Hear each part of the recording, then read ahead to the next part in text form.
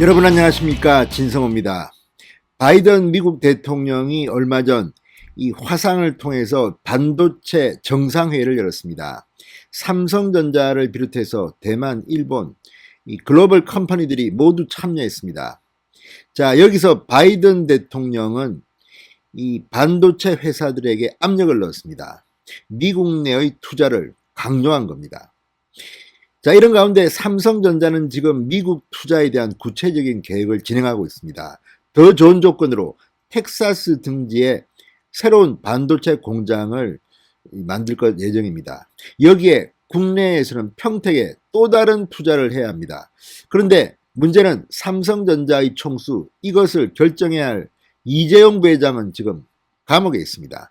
감옥에 있는 정도가 아니라 서울구치소에서 탈이 나서 이 총수가 터지는 그런 사고가 나서 긴급하게 삼성 서울병원으로 옮겨서 대수술을 했습니다.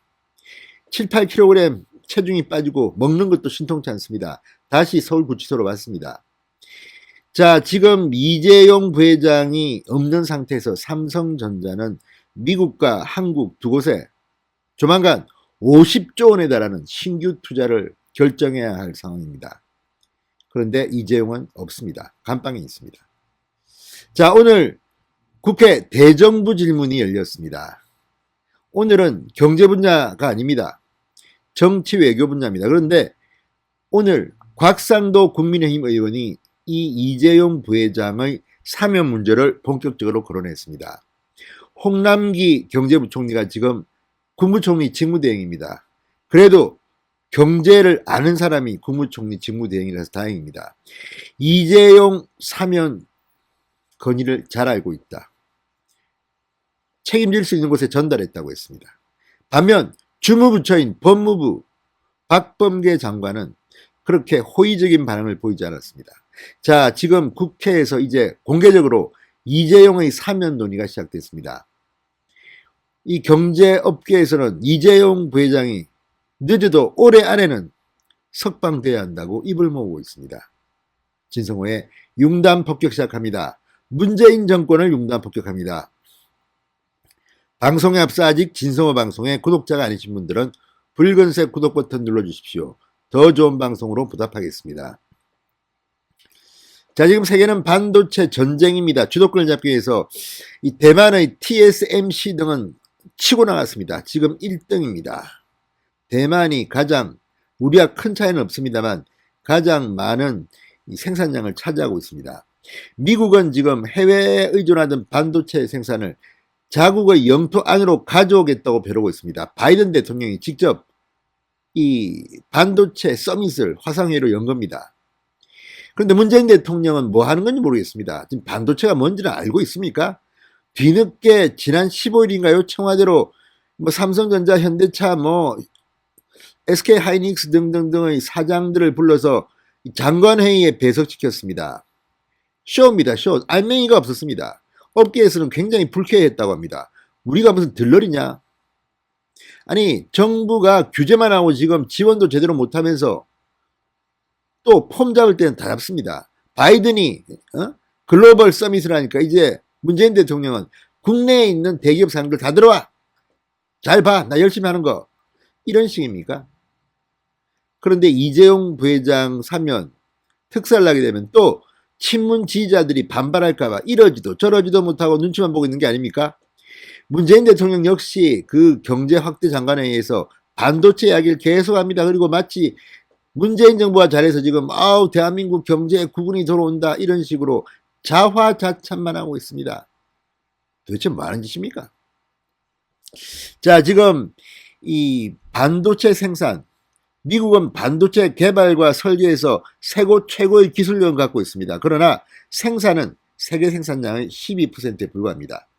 자, 이 자체 생산 대신 대만 22%, 세계 점유율 22%입니다. 1등입니다. 그리고 한국 21%입니다. 중국 15%, 일본 15%, 동아시아 국가들에 의존하고 있습니다. 그게 미국의 현실입니다. 미국의 기술력만큼은 거의 최고 수준입니다. 그러나 대만, 자, 대만이 진짜 이 우리나라 삼성전자 이재용 부회장이 감방에 있는 동안 이미 그전부터겠지만 계속 투자를 갈취하고 잘하고 있습니다. 대만 TSMC는 지금 리딩 컴퍼니로 컸습니다. 자, 22%가 대만입니다. 세계 생산 점유율 22%입니다. 한국은 21%입니다.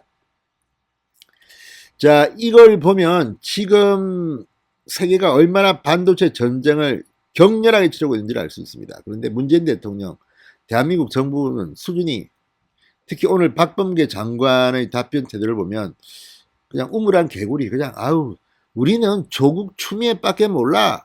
이성윤이 서울중앙지검장이 지금 차기 검찰총장 돼야 되는데 큰일 났네. 김진욱이 공수처장은 뭐 하는 거지. 윤석열 미워 이것밖에 모릅니까? 자, 오늘 정말 기가 막힌 일들이 국회 대정부 질문에서 벌어지고 있습니다.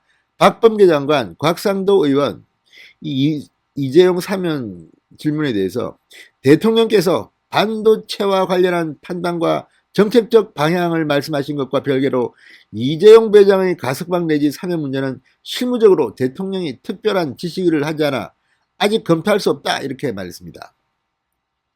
곽상도 의원이 이대로 반도체 전쟁을 치를 수 있다고 생각하느냐 이렇게 묻자 박범계 장관, 대한민국은 법무부만에 의해 움직이는 나라가 아니다.